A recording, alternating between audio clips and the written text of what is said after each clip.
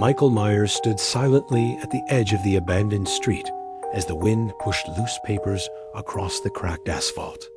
The town had been quiet for years, the kind of quiet that only came after too many strange nights and unexplained disappearances. But tonight felt different.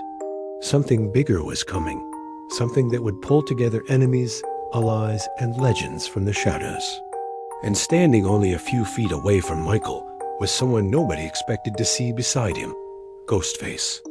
Two of the most feared figures in horror, now standing side by side like unlikely partners in a war that neither of them planned, but both of them were ready to fight.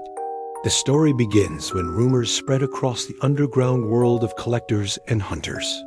There was talk of a mysterious figure known only as the Collector, a powerful mastermind who had begun gathering the most dangerous killers, monsters, and artifacts from around the world.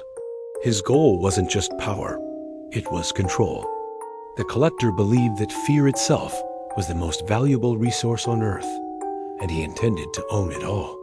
Through secret networks and dark technology, he tracked down legendary figures of horror, trapping them, studying them, and forcing them into battles to prove who was the most powerful. Ghostface was the first to discover that something strange was happening. After one of his usual games of cat and mouse in a quiet suburban town, he noticed something watching from the distance, a drone-like machine recording every movement. Within hours, a group of armored hunters arrived, armed with advanced weapons designed to capture, not kill. Ghostface barely escaped, disappearing into the night. But he knew this wasn't a random attack. Someone had been studying him. Meanwhile, miles away, Michael Myers had already encountered the same hunters. They thought they were prepared. They had tranquilizers, traps, and armored vehicles. But they underestimated the silent force standing before them. One by one, their equipment failed, their plan collapsed, and Michael vanished before they could complete their mission. But the message was clear. Someone wanted him captured. Days later, fate brought the two killers together. In an abandoned warehouse on the outskirts of a forgotten industrial city, Ghostface tracked the signal from one of the Collector's drones. He expected another hunter team. Instead, he found Michael Myers standing in the shadows, staring at the broken machine on the floor. For a moment, neither of them moved. Two legends of terror, facing each other in complete silence. Ghostface tilted his head, studying the silent figure. Normally, Ghostface thrived on chaos, conversation, and psychological games. But Michael Myers didn't play games. He was something else entirely. A force of nature. Strangely, neither attacked. Instead, they both understood the same truth at the same moment. They were being hunted by the same enemy. The Collector's network had been expanding. Through hidden laboratories and secret compounds, he had assembled a group known as the Ghostface Gang, elite hunters trained to imitate the tactics of Ghostface himself. Wearing similar masks and using similar strategies, they were designed to confuse and overwhelm their targets. But unlike the original Ghostface, these hunters worked as a coordinated army. The plan was simple: capture Michael Myers and Ghostface. Bring them to the Collector's arena. Force them into the ultimate contest of fear and survival. But the Collector made one critical mistake. Instead of fighting each other, Michael and Ghostface chose to fight back. Their alliance was strange, unpredictable, and surprisingly effective. Ghostface brought strategy, deception, and quick movement.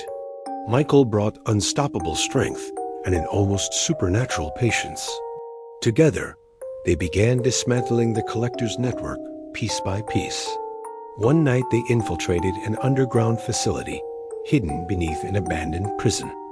Inside, they discovered dozens of captured figures from different legends and stories, creatures, assassins, and masked figures locked inside containment chambers. Some were barely conscious. Others were waiting for the chance to escape.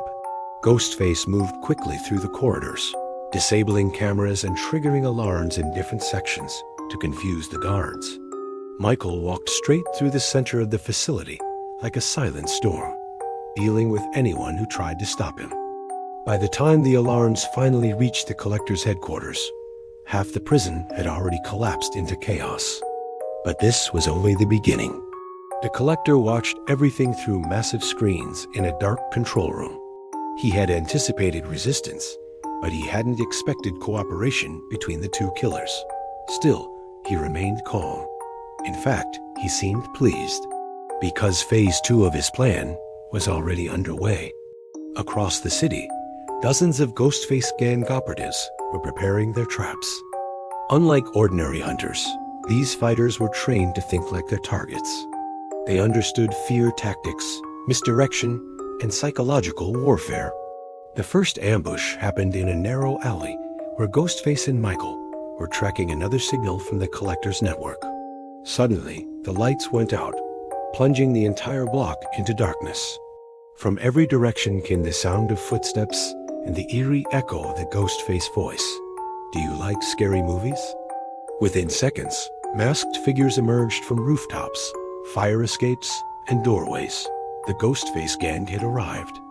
The battle that followed turned the quiet alley into a battlefield of shadows and steel. Ghostface moved like lightning, countering every trick the gang tried to use against him.